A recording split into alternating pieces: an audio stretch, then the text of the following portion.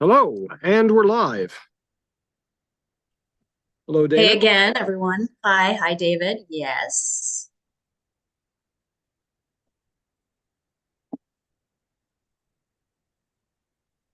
You talked about this new So, intro. Go ahead.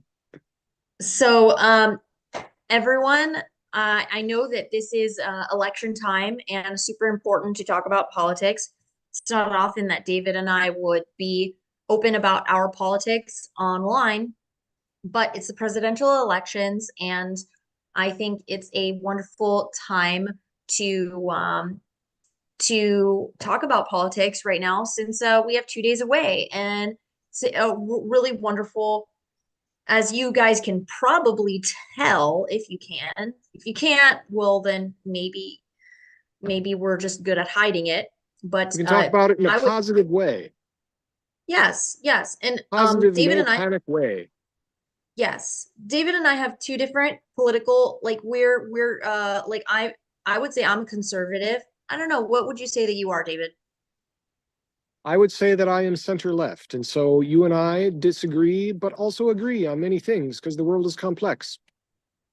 So Yes, yes, exactly. So this is you guys, this is how love really works is that but then again, if you are a leftist woman with a conservative guy, it's not going to work. See, we are roughly center, except you're more religiously conservative, I'm more politically conservative in that regard.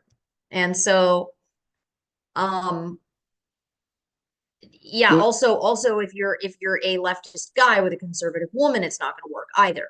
So well, it could. It's up to the people. it could, but it most likely it's not going to work because, sorry, I'm just going to be biased. I'm just going to tell you how I feel.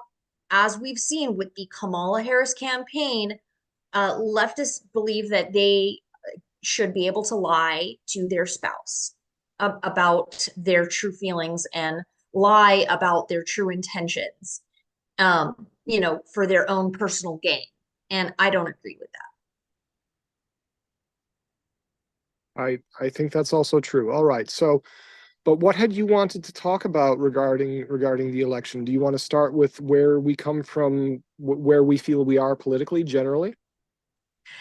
Yeah, not us, like just kind of maybe, well, I think here's a good question. How do you feel we're living process? How do you feel about life, David? Do you are you more pro-life or pro-choice as Or you just want to a jump man? straight to abortion? You just want to jump straight to abortion, I guess because I got the idea because our name is a living process, and so how which do you has feel nothing about to do life? with which has nothing to do with anybody's feelings on abortion. But so so what the way that I feel about that complex issue is that abortion should be safe, legal, and rare. That's how I feel about it. And I should furthermore say that this presidential election, a lot of people have the idea that this election is going to mean a great deal for the legality of abortion or not, when actually the election of president in this election will have little or nothing to do with it, only insofar as Supreme Court appointees might have it. Because the way that this is happening is it's not, it's a matter for the states. Hmm. So would you say that you're more pro-life or pro-choice? I already said how I feel. Okay.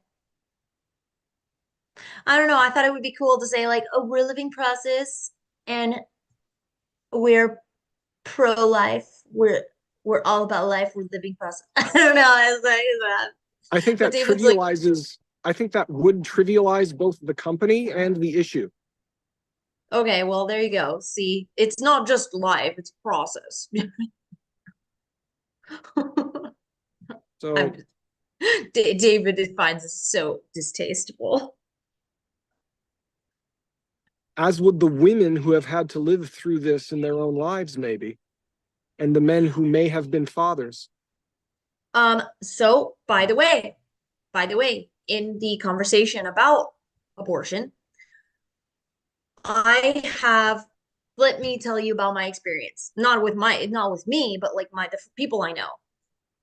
For instance, the people that I know who have had children, the people that I know who have had children, all of them, all of them, including the friends of mine that had children when they were in their teens. Like one even had a child when she was like 15. All of those friends of mine are doing really, really well. Really, really well. And many of those friends, had they not had children, would have, I believe, been doing not as well. Those children, now my friends, they're about 35 years old, and their children, especially the ones who had children young, their children are now old enough to help them with their business, help them in their life, and so in my perspective, having children is always really beneficial and helpful.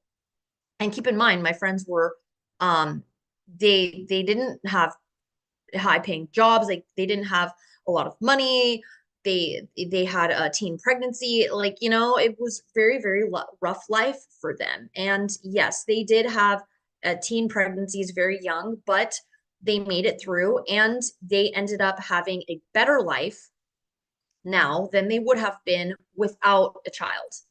Um, okay, so, and then all of the friends that I have who do not have children, like myself, we all kind of have these interesting struggles. Like we all have these struggles in our lives that are not being fulfilled, while our friends who have children are being fulfilled. Even if there's no man around, their lives are still more fulfilled than those of us, those girls of my age who have never had kids. Life is more stable. We have more we just have more sense, like we just have more joy in our life, real truth in our life. Like life isn't all about drinks and parties and all that. Not that my life is drinks and parties, but I get lonely. um and um so yes, the friends I've had who have had children are all doing better than those friends of mine who have never had kids. Not talking financially, I'm talking like life, like happiness. You could tell by their happiness.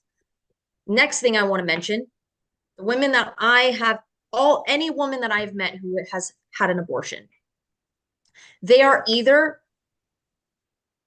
there's two reactions that I've gotten from women.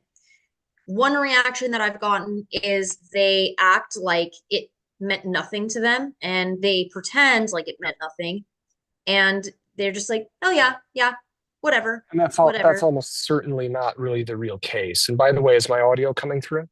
Yes, yes, exactly. Yeah, Okay, it's coming through. You're fine. good.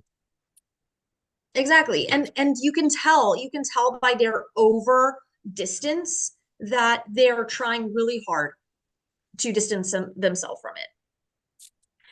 And the other reaction that I've gotten, and this is really interesting, David.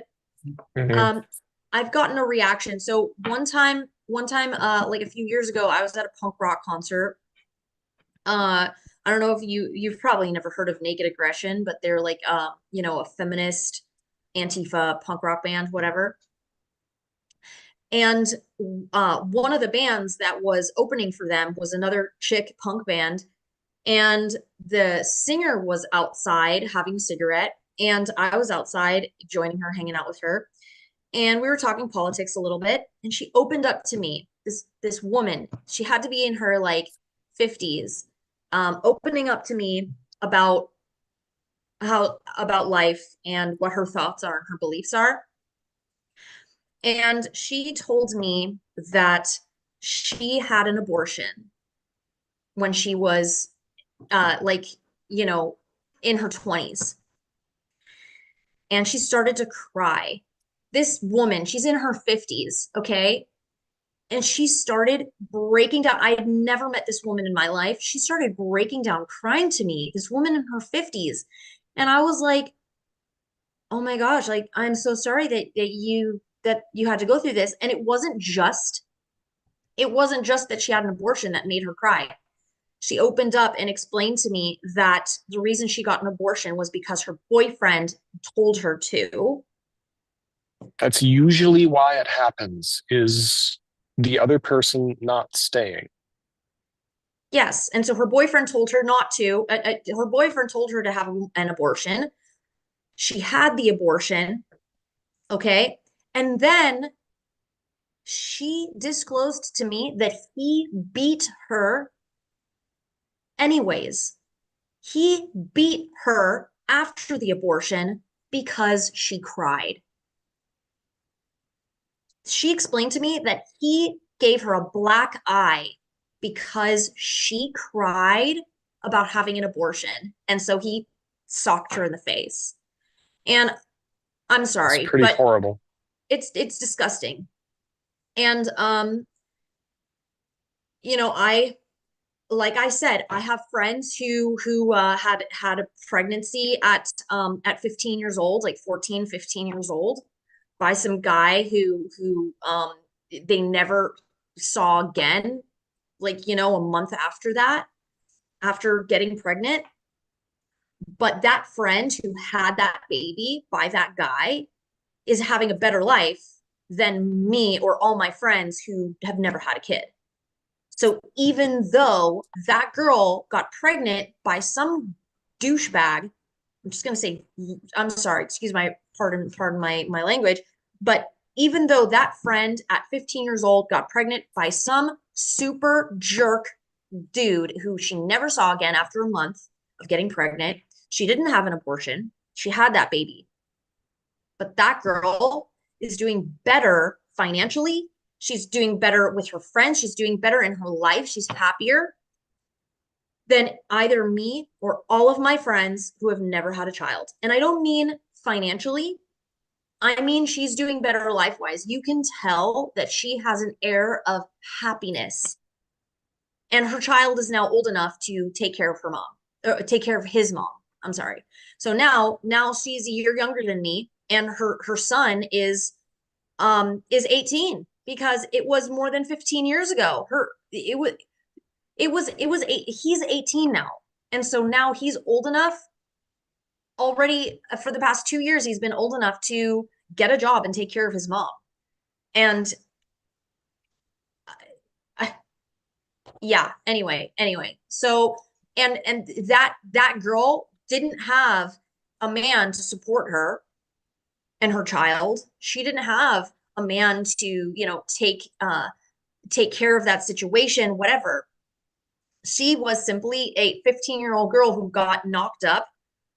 Not gonna lie, I was in my bathroom. Crazy parties back then. But she got pregnant in my house. And now she is doing really, really well. And she's successful. She has a good life. And her son is amazing. He's punk too. He's punk rock, and they're just really like a happy, awesome family. And um it just makes me really sad to think, well, gosh, what the media says about women needing abortions if the guy is a jerk, or if the guy can't afford a kid, or if the guy leaves or whatever, that she should just have an abortion. Because my gosh, if my friend hadn't had that abortion, I mean, if my friend hadn't had an abortion and hadn't had her beautiful son, she wouldn't be as successful as she is today. And all the friends that I had who did have children, they were struggling with drugs, and having a child changed their life. Having a child took them out of the drug circle, took them out of um, desperation. It made their lives healthier and better. And my theory is that the reason that they want you to have an abortion is because they want you to be feeding into the drug trade. They want you to be just consuming and buying pets and buying food for those pets and buying all of that stuff while not having to care for another child that they need to put into the school system. They need to put in here. They need to put in there. Like, they don't want you to have a child. They don't want women to have children right now. They And then don't. They I don't. think I think another thing that's important that you mentioned, of course, one does want to create, as we both do, a situation financially and professionally that makes sense to bring children into in a stable way. However, the fact that this woman had a child and kept the child, with, like you said, without that, these thresholds that people talk about, the whole idea about we need to get this apartment first, that apartment first, this house first, that house first, before someone commits to a person or even thinks about getting married or thinks about having children. You can have the children at the right time, but to have these thresholds placed in front of women in even a peer pressure kind of way, and that's a big part of it, the peer pressure that women give each other, even across generations, about what is required from a man in order for children to be possible, is making a lot of women dreadfully depressed and making them delay families past the point of viability. So I think that's very important to remember what you have experienced seeing in terms of not procrastinating with Uh, standards. yes, but at the same time, so here's what is different though about the situation. Like, for instance, if a woman if a girl who is 14 or 15, whatever, she gets pregnant, her family, somebody's going to want to take care of her and her baby because young, she's young, but a woman who is in her 30s who gets knocked up, that's people react totally differently to that situation. People don't want to help you as much if you're in your 30s and you have a child than if you are Do you have any 15 years old. examples? Do you have any examples of that, or is that what you imagine? Well, first of all, when you're 15, you're still dependent on your parents. So your parents really have to help you take care of your child. Then, even more so, when a man and a woman are committed to each other and the woman is in her 30s, that is a better situation for the children instead of a worse one. Well, think about this. Think about this. If a girl, she's still dependent on her parents, so her parents, she can get a job, but her parents legally Mhm. have to help take care of her. But a girl in her 30s, the family doesn't have to help.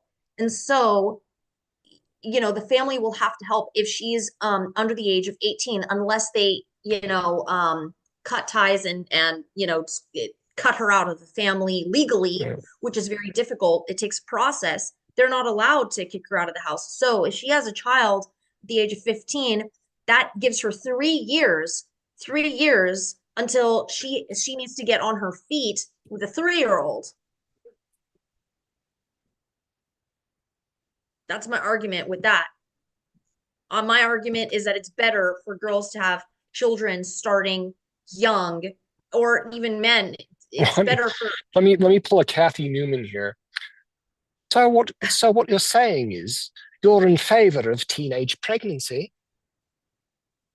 um yeah, I would say the reason that It's not supposed to be how the Kathy Newman situation goes. You're not supposed to agree with the Kathy Newman trope, Dana.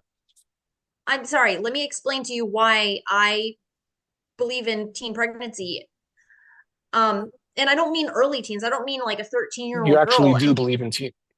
Okay, Yeah, like a go on. 16, 17, 18.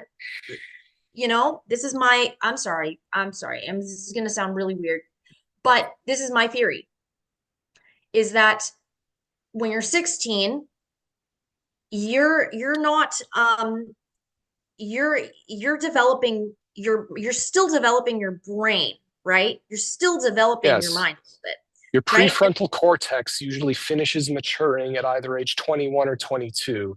This is one reason why, around about the time of the founding of the United States, they chose 21 as the voting age, and 21 is 7 times 3, the number of completion times the number of 3, and 21 is considered the age of reason. I would argue that the age uh, should be 25 for voting, and the age of you know, the age of marriage should be 16, like 15 or 16.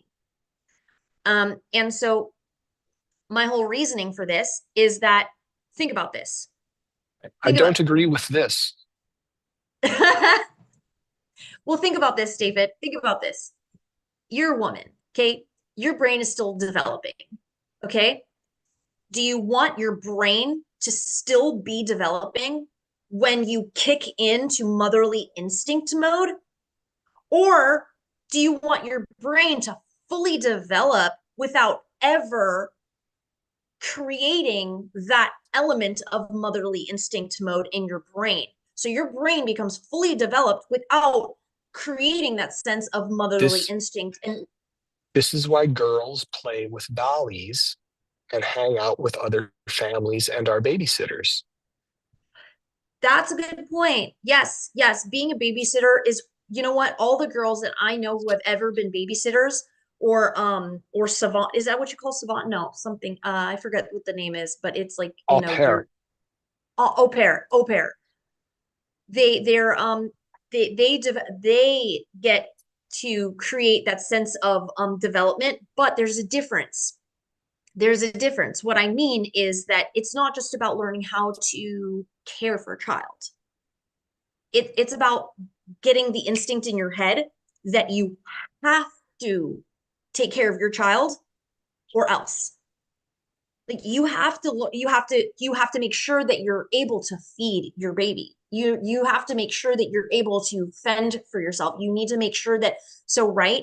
So you're developing your brain as a woman who is you know, focused on shopping, focused on, you know, let's go boy shopping, let's go this and that. And you're fully developing your brain until you're, you know, in your late 20s or early 30s or whatever. Your brain is never going to change. It's never going to switch all of a sudden to, oh, I'm a mom now and I need to know how to be the best mother that I can be. Like you don't really develop that sense of motherly instinct that you would if you had a child at a younger age where you're like your brain is still developing and instead of turning into that boss bitch mom, excuse my language, turning into that boss bitch mom, you turn into that motherly figure mom where you are better equipped in your head to block out negative ideas and negative thoughts and negative habits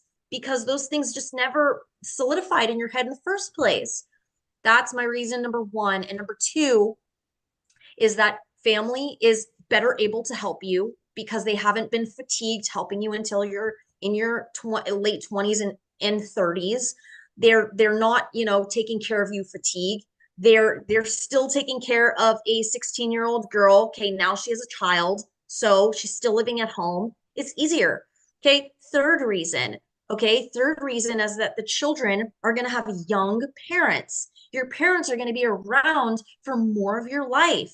Your grandparents are going to be around longer in your life. Would wouldn't it be better, this is the thing that I'm in support of. Wouldn't it be better for men and women to have children between the ages of 21 and 28 or between the ages of 21 and 32? That seems like a nice thing to do. I mean, here's my theory is that the best age to me, like my opinion, of course, I mean ideal age to have a child, I would say is 18 to 25. Ideal. Well, all right. Ideal 18 to 25. And um the reason not 28 is because like I said, your brain has already solidified. Your brain has already made up its mind who you are as a person, pretty much. Um so yeah. And also Well, you so Dana, now let's be direct about this. Is that you and I have known each other and have been very serious about each other since we've met. and that we've spent some time figuring things out, each in our own way. But we met in April of 2020, and we first connected online in October of 2020. And then we decided to be very beautifully committed in April of 2020. And then there were various things with us trying to work things out in life. And you and I want to be married and have children. Mhm. Well, that's a lovely thought. Yes, of course I want those things. You and I have been Yes, discussing it. So there's no sense in keeping what is the elephant. There's no sense in keeping the elephant under the rug in the room. yes, yeah. And I am all for women having children as whenever that opportunity presents itself to you as the right time is the right time. So don't say, oh, you should have kids because you're young. I'm saying do not stray away from having kids when you're, this is my whole thing. I'm not saying have kids when you're young. That's not what I'm saying at all. I'm saying if the moment feels right to you and the moment is presenting itself as a good opportunity, you're being well taken care of by your family, Well, you have somebody that you really are you attracted to and really love as I thought you did say that women should have children when they're 16, which I was very taken aback by. But now you're saying that women should not have children when they're 16? no, what I'm saying is that you shouldn't you shouldn't have children just because you're young, but you should not, but you also shouldn't not have children because you're young. You shouldn't say I'm 16, I'm way too young to have a child, even though me and this man are madly in love with each other and we want to start a family. I would say that's way too young to have a child. I would say that The 16 is woman is the not done. The woman, first of all, the woman is not done physically growing yet. if her Usually, husband, well, if her, here's my thing is that though in those cases those are accidents. That's not a planned, like my friend was 15, like 15 when she had a child. That wasn't planned. My whole thing is that those instances happen. Those instances happen, and I don't agree with abortion it's if a very different she, statement. It's a very different statement. I would say yeah, that it is a good idea for women to not have the abortion. If the woman can avoid the abortion, I think that's a good idea. That's part of safe, legal, and rare, the rare yes, part. yes, I agree. Unless of course it was by like, um something horrible, so unless it was a horrible in horrible circumstance, then that's when it comes to the idea of legal rare, you Even in know that case, even in those cases, adoption is an option. yeah, yeah, but adoption's an option, but it that would be up to the To woman, the woman.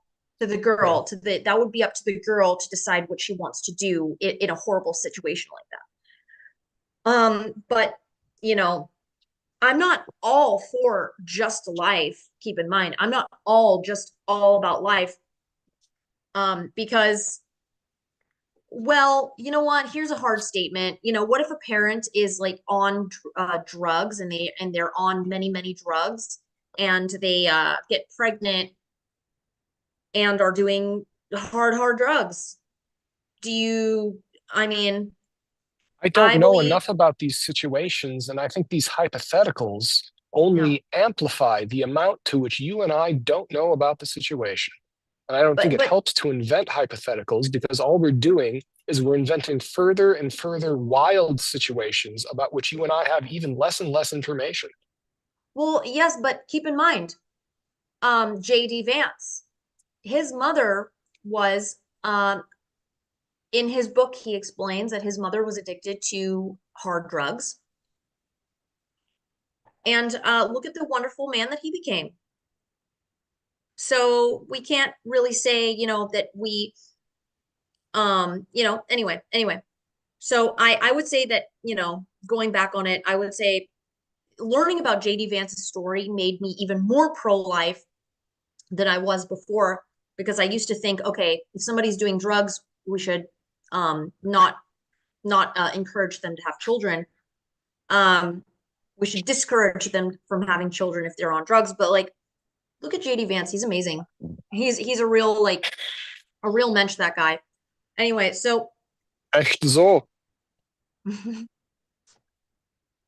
anyway, so back to my statement, it's like, yeah, I don't agree that a 16 is the prime age to have a child. I would say that 18 is a wonderful age.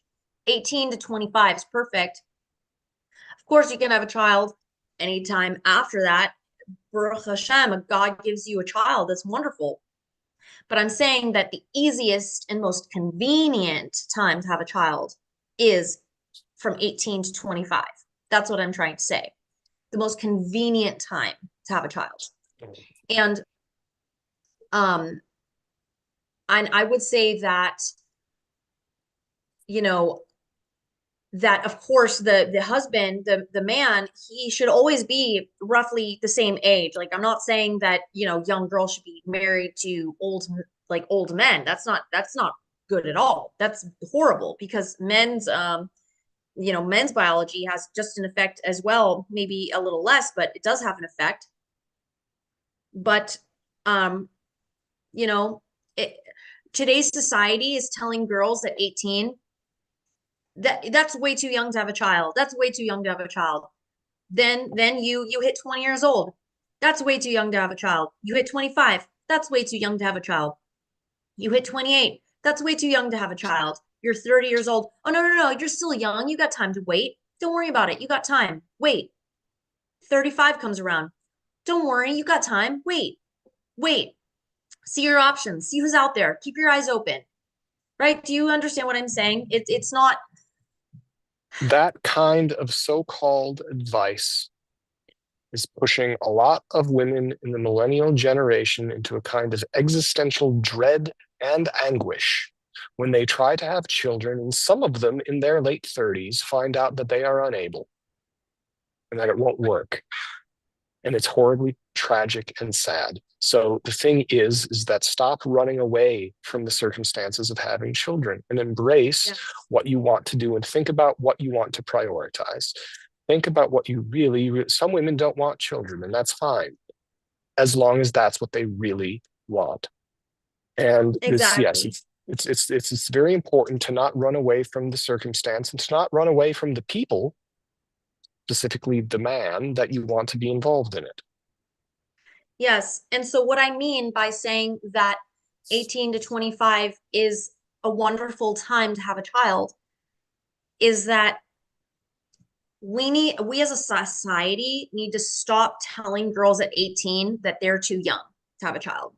I think 18 is a beautiful time. And if an 18-year-old girl meets a wonderful man, they want to have a family, they want to have kids together, and they want to, have a God-loving home. They want to, they want a beautiful, large family, many children.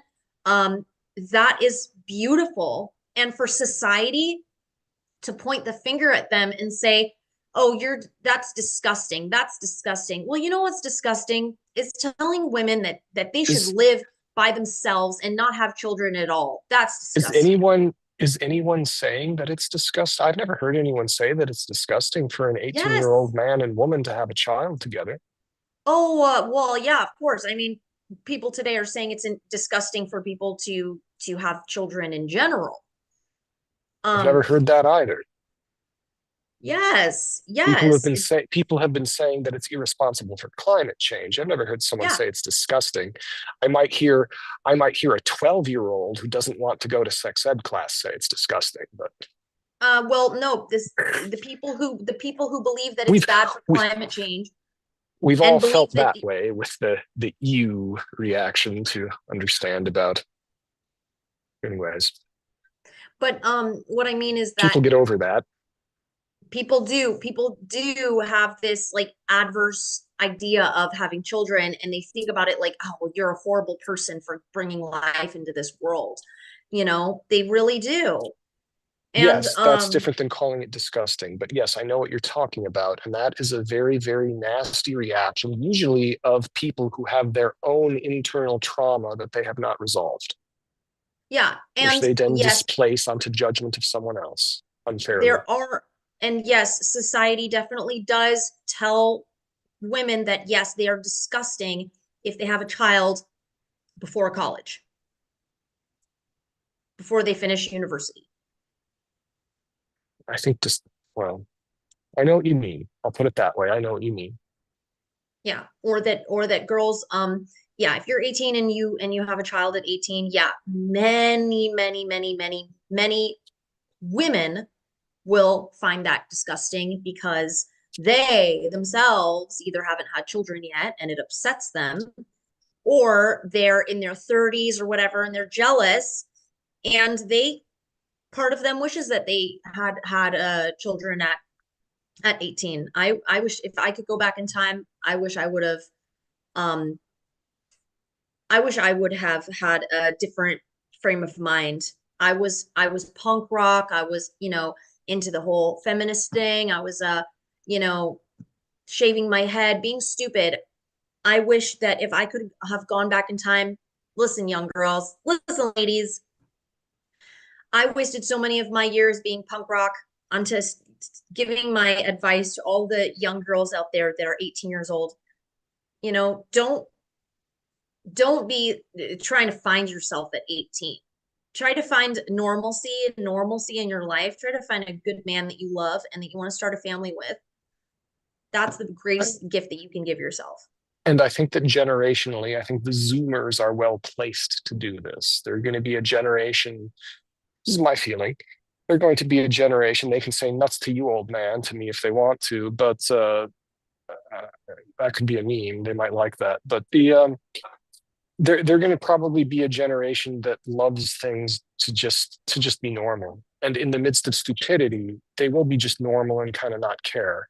And then there will be the subculture of highly creative people, which will push against the kind of conformity in it. But that's likely how it's to go. But I'm not among them. I'm not really one of that generation, so I'm not one to say. But shifting away from all of that, Dana, apart from what you would like for young women, what do you want for yourself? What do you want for yourself? For myself, I want to have children, and I want to have children, and I would love to have three if I could. If God gives me three, I'm happy. I Three is what I want. I don't want more than three. I would be happy with less than three. God, please at least give me one. That's my goal in this life, and that they are And, healthy and they're fed and they have a roof over their and head. and you and I discussed this 4 years ago, but the world has been chaotic. Even though you and I discussed this with having them together with each other 4 years ago in very much the same way.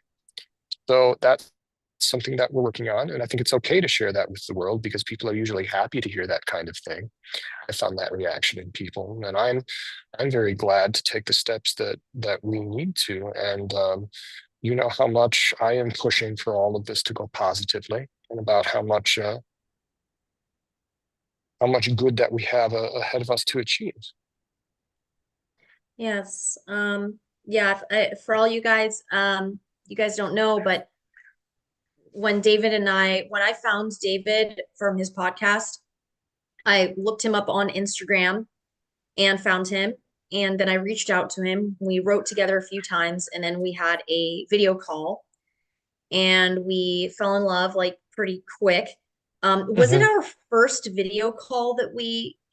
the first time the first time we had a video call, which was during COVID, and after we had been chatting and emailing, and I did what on my typical David Getson thing, and I wrote you a very long, very carefully worded, and maybe slightly too poetic email, which I don't think you read because you don't read emails. And then I thought to myself, well, I guess she's not interested in me. And then you kept messaging me over Instagram, and you sent out a generic message over Instagram about a Korean song about washing your hands for Corona, Corona. And so I thought, oh, even though that's a silly message, I'm still going to say hi to her again anyway. And then we started talking about lots of things. And in our first call, I was thinking to myself, wow, I love you, Dana. And I didn't say it. And then you said that you loved me out loud. And then I Was said, that I love you too. was that on our first video call? Yes, that was on our first video call Wow. in March of 2020. And then we set it up to arrange it that I spent some of my COVID I spent some of my COVID stipend on traveling to see you, and you spent some of your COVID stipend on arranging things for us when I saw you. And then I brought you back to Iowa. We worked there for a while, and then there were some real profession. You worked on a project with me and with myself and Brian because we had Mhm. projects out there. And then when COVID hit, the projects in Iowa stopped. But you were pointing out all the projects that needed to be done in Pasadena. We moved to Pasadena. And so this business that started in 2019, it did not fail. We grew that business together with you and me. And now we've employed several people. We've been working with Fred Lucas for 4 years. There are people who have come and gone, like any business, and there have been clients for which we have delivered things, and there have been some built houses.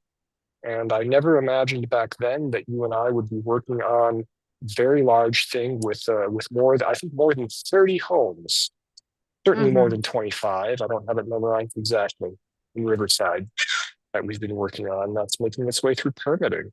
So all of this happening, and then I think the real challenge, and it's a good challenge to have, Dana, this is one of what you say, one of those good problems to have, is that we can get distracted building a perfect future for our children in which they never arrive. But there are so many things that we could do because you and I are very capable. You and I can think very clearly about these things. And so we can find the way to make this happen. And I would like this to happen to where we have the lack of chaos to where I do formally propose to you because we knew pretty quickly we were going to get married. That's not a surprise. It's not going to surprise you that I propose, but the way in which and the time in which I propose to you shall be a surprise. And I was going to do that. I was going to do that when I came to visit you in late February of this year. But again, chaos intervenes, and I didn't even see you in Paris, even though I was there. And that just makes it all the more romantic and mysterious, I suppose. So I would love to stop being romantic and mysterious and just get to the babies, baby time. Mm. Well, I love that. And how long was it from when we had our first phone call, like our first verbal, like our even our first message to each other? How long was it from when we had our first like text message or email or whatever to us having that first video where we said I love you and That I want to was marry you? sometime in October. I don't remember exactly when October it was. I could look it up on the Instagram direct message, whatever. But I think the first message was a little bit before I went to Chicago, because I went to Chicago for a trade show, for a design trade show, and you really liked the pictures that I sent about where my grandma Ruby went to the Art Institute School of Chicago in the early part of the 20th century. My great grandmother, and you liked that a lot. And I was thinking to myself, oh wow, I really wish someone like Dana were here at this museum. And then Dana and I actually did go to real museums. Dana has been one of the best people ever to go to a museum with for me. Um, And there are still yet more museums for us to go to eventually take the kids to. But that was October, in which you were messaging me. Might have been September. So October, November, December, January. February, March. It was 5 months. It was 5 months where we were kind of communicating off and on a little bit. And then when we kind of focused on communicating with each other. I would say though that it was within one, not even 1 month of us writing to each other consistently a few times Mhm. to us having our first video call Oh, because yes, I that was very remember, quick. yeah, it was like we wrote to each other a few times, but not really like, oh, I like you. We had no idea we liked each other. We weren't really talking much. We just Yes, we wrote, did. a message or, well, I mean, I didn't know if Yes, you we liked did. me. I didn't know Right. if you liked me. I didn't know if You you liked didn't me at read that all. email. That would have made it pretty obvious. No, it wouldn't because in my head, I think, oh, he's writing me a long email. It must mean he wants to talk about business and get money from me, like, do business deals or something. Like, I don't know. And Okay. and you didn't write back to me on Instagram. So I thought, oh, he doesn't like me because he's not writing back to my comment on him and his No, cat.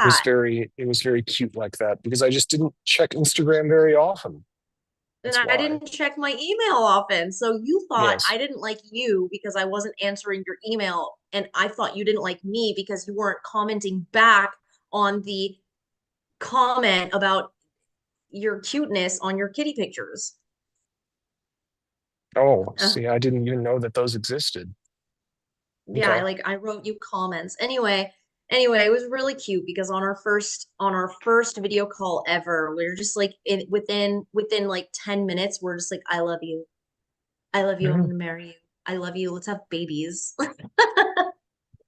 And it's been 4 years now. We'd better get that going. Well, yeah, everybody, if you want to help us have those babies, like and subscribe, baby. Like and subscribe. And stay tuned for great benefits that we can bring to you. This is not baby charity, really. There should be baby reciprocity. That Yes, yes, we can help your babies by making the space that you live in a wonderful thing and by yes, enriching your life with classes that you enjoy taking. yes. If you love learning about architecture, you love learning about the journey that David and I have gone together, the journey that we have, fighting for our love and our love for fighting for our Yes. love for architecture, love for all things history and architecture and Rome and France and goodies.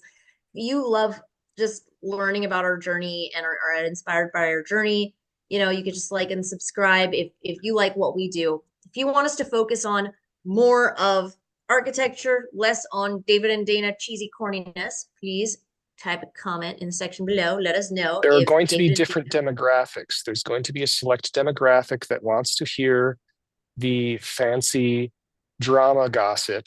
And then there are the people who are going to want to say only talk about history and architecture. All right. Well, And you know maybe what? those people, and maybe those people are married to each other. Yes.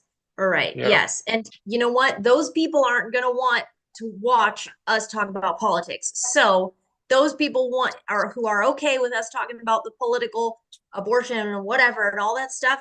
I'm sure those people are okay with hearing us spiel about our stuff. Ja, doch, wohlgespielt, Dana. So I said very well played. Exactamo. Exactamo. See, So this isn't in an architecture video. We're talking all politics and love separate video. affairs. This is all about making babies. Yes. I'm just like in my head, I'm just like, I don't even remember what it is like. Like I'm remembering what it's like to give you a big old hug, but it's been so long. It's been like almost a You'll year now. remember. I'm gonna grab you at the airport on the 21st. Really? Of course. Well, what do you think I'm gonna do? Come on. Oh my You gotta God. tell me when you're arriving. I can't just camp out there. Oh my gosh. Okay, okay. Yes. You better come get me at the airport. Yes, I will. All right. Okay, well, have a really wonderful, beautiful rest of your day, everyone. And thank you, David. I can't wait to see you. It's going to be 20 days, and I'm super excited. You guys, thank you for supporting our channel. Thank you for listening to us talk about some of our ideas.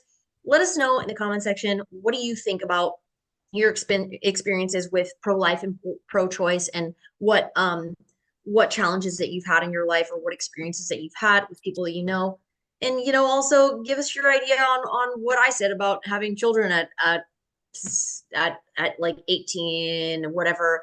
Like, if I'm being a total freak, put it in the comment section. Say Dana's being a freak.